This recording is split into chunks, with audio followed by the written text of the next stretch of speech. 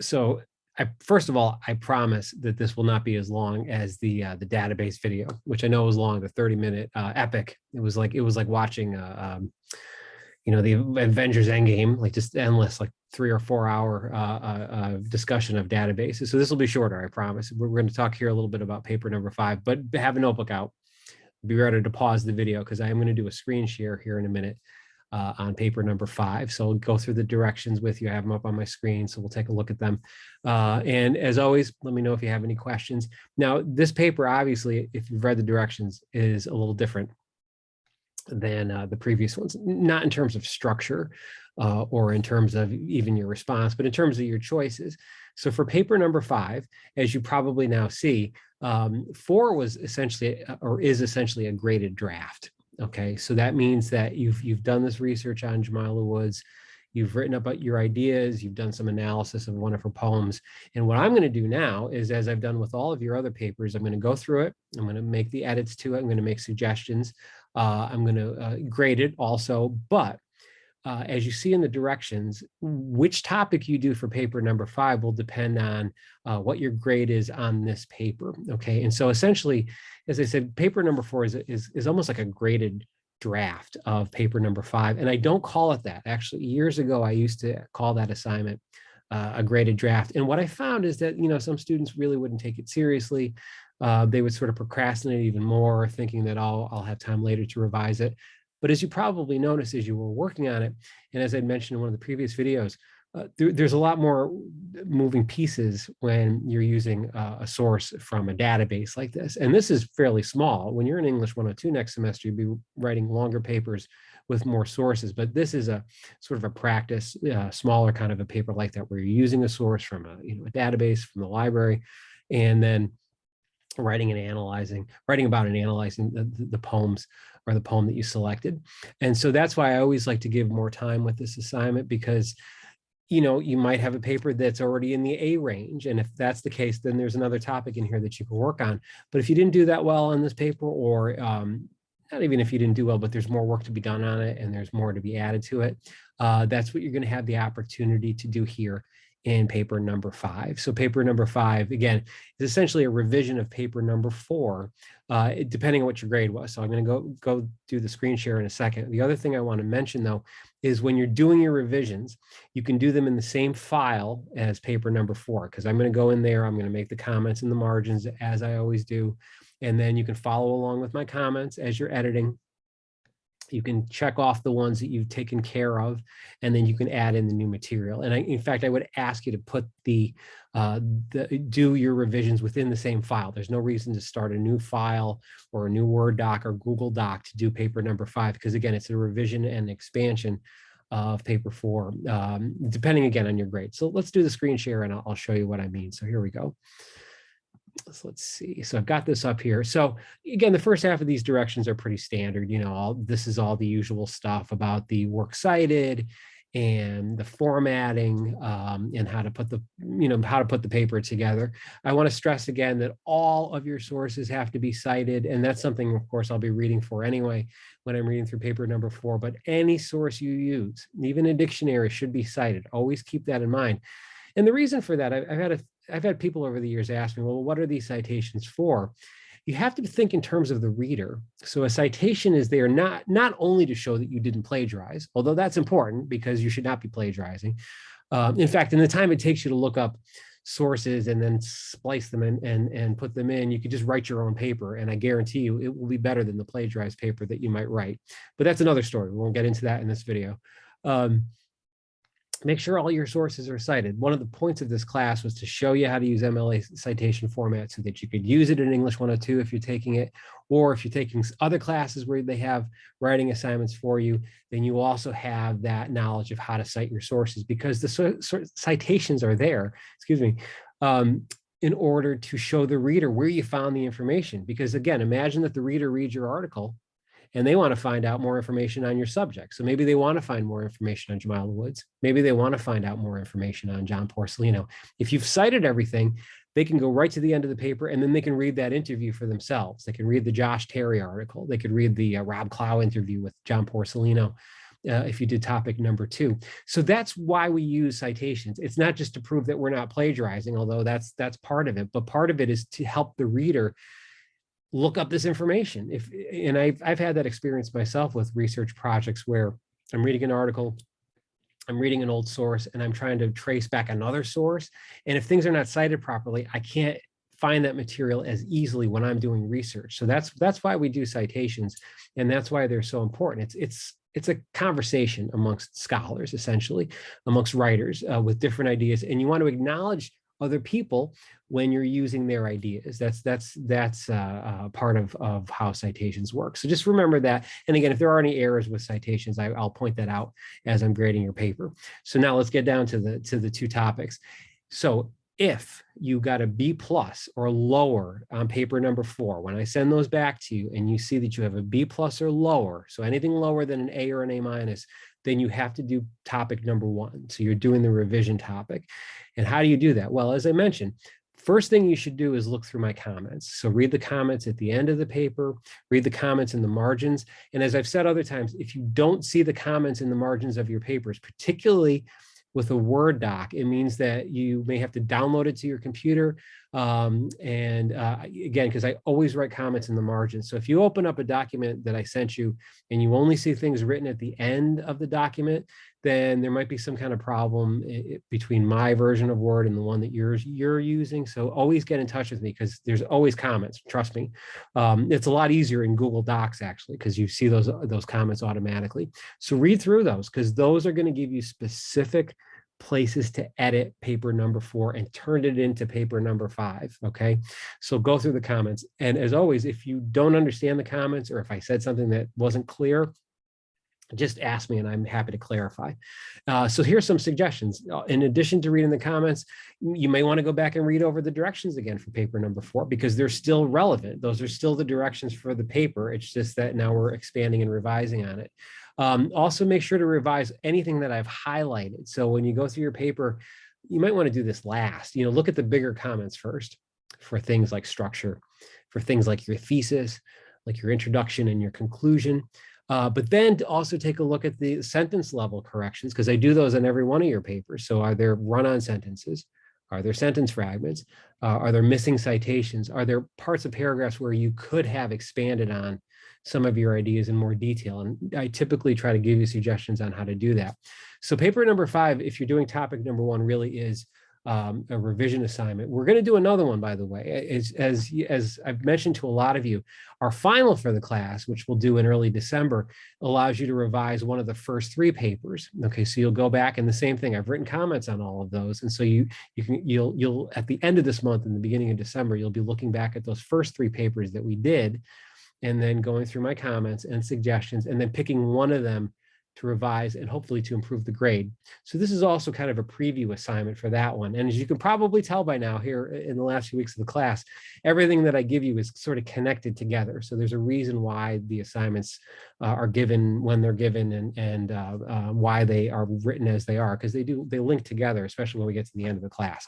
What else? Cite your sources. I've already talked about that. But again, the most critical thing with this paper, if you're doing the first topic and you're in the B range or lower, look at my comments, look at my suggestions.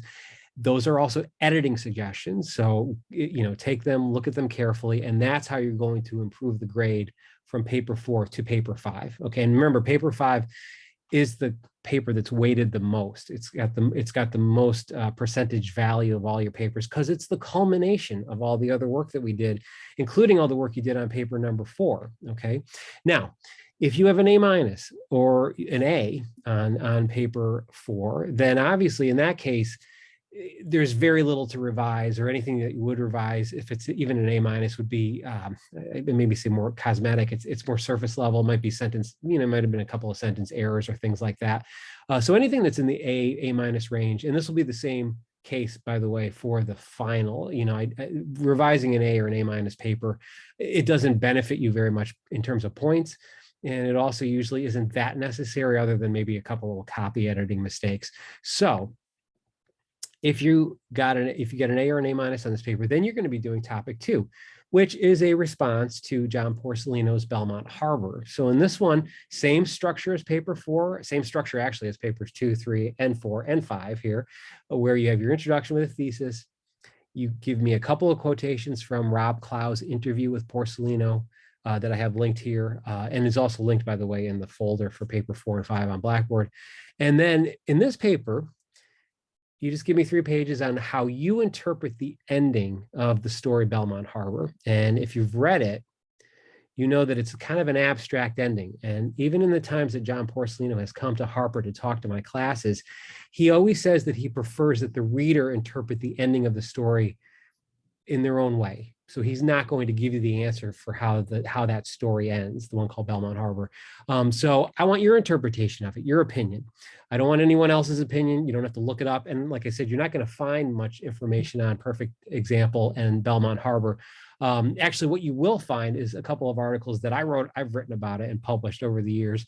But that's just my opinion on the story. I want to see your opinion. So again, if on paper 5 you get an A- or an A, then you're doing this new shorter topic as your 5th paper. Okay, same structure, same amount of work as someone that's doing the revision.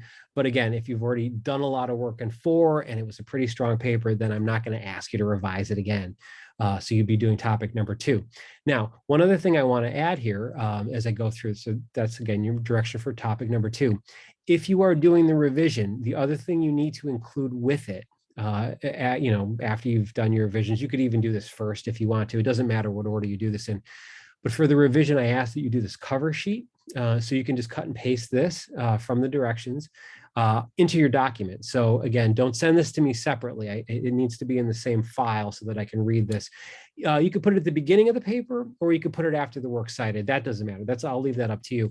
But this is a sort of revision outline cover sheet. It asks you to kind of get your thoughts together on how you're going to approach the revision. So there's 4 questions here. You can, again, cut and paste these questions into your file for the revision of paper 4. And then I just want you to answer these 4 questions. So number 1 says, a very brief paragraph in which you summarize essentially what I asked you to improve upon. So just give me a quick, short paragraph summary of 2 or 3 things that I suggested that you needed to do to improve upon and expand paper number 4. Number 2 asks about the thesis. If you're revising, what was your thesis in paper number 4? If you already had a strong thesis, maybe in my notes I'll tell you looks good. No, nothing else is necessary. Then tell me, why did you decide to keep that thesis? Why do you think it's strong? Why does it work? Now, if you didn't have a thesis at all in paper 4, or it was maybe not as strong as it could be, then here's where you could write down some ideas on the thesis. So what did you replace it with? And you might want to do this question after you finish the paper and say, well, this is the new thesis I've come up with based on, rereading the paper and looking at your comments. So that number 2 is a question on the thesis. Number 3 and number 4 are related. Now that you're looking back and revising paper 4, what do you think was the strongest element? That's question number 4. And then question number 3 is, what was the weakest thing about the paper? What challenges did it have? What, in your opinion, not my opinion, but now that you've read it over again, what do you think can be improved upon as you're revising it? So again, this outline actually will also look a lot like what all of you will do for the final revision assignment, because as I mentioned, at the end of the semester in early December, the final that I do for this class allows you to go back to look at my comments from the first 3 papers. It's not a makeup assignment, by the way. So the final is only to revise an existing paper, not to like catch up with one that you never turned in. It is a revision assignment. So it needs to be based on a paper that you turned into me, that I gave you feedback on, in September or October, and that you're now going to revise. And for that final assignment, you all are going to get an outline sheet that looks like this, that you can get your ideas together and put together your revision of one of those earlier essays from the first half of the semester. That, by the way, is why for the final, papers 4 and 5 are not eligible for any more revisions, because you're already doing that revision process here if your grade was, B or lower for the 4th paper. All right. And at the end of this, just to kind of wrap up this part of it, I have all the reminders as always for the MLA citation sources. I've also put in, by the way, because I forgot to do this, and I apologize for paper number 4, the reference here at the end for how to cite Deep in the Homeroom of Doom. by Jamila Woods. That scan was from the book called The Breakbeat Poet. So I've put it in that reference here if you struggled a little bit with writing that for paper number 4. So this is, again, not a works cited that you should cut and paste into your paper. It's just a sample one to show you how to cite these different sources, and then you'll have to determine what sources you actually used to write them into your works cited. If you have any questions on that, of course, let me know. And I'll be happy to help. And in the case of those of you doing the revision, if there's any issues that I see in the works cited for paper 4, I'm also going to make a note of that and then suggest that you make that as part of your revision. Okay, so like I said, I'm trying to keep this shorter than the last video. So that's the directions for paper number 5. It's pretty straightforward. Now, as far as when should you start on it, you obviously have to wait to get the paper back for me early next week to really get started on it. But if you turned in paper number 4 and already realized it wasn't your strongest work, and you already know there are things that have to be fixed, you could start doing the revision now. And then my comments will just be a supplement that will help you put together other parts of the paper. But if it was not, maybe, maybe you had other work in other classes, maybe you ran into some other, scheduling challenges the week that this paper was due. So if that's the case, again, you're welcome to get started on the revision even before you get the paper back from me, especially if you felt like you wanted more time to work on it. Again, this is a little more challenging of a paper because of the use of the sources in the database. So like I said, feel free to get started on a revision if you already know you're going to have to probably revise it. And then early next week, as always, I'll get you the paper back with commentary and the grades, and then you're going to be able to work on the revision even more so from that. All right.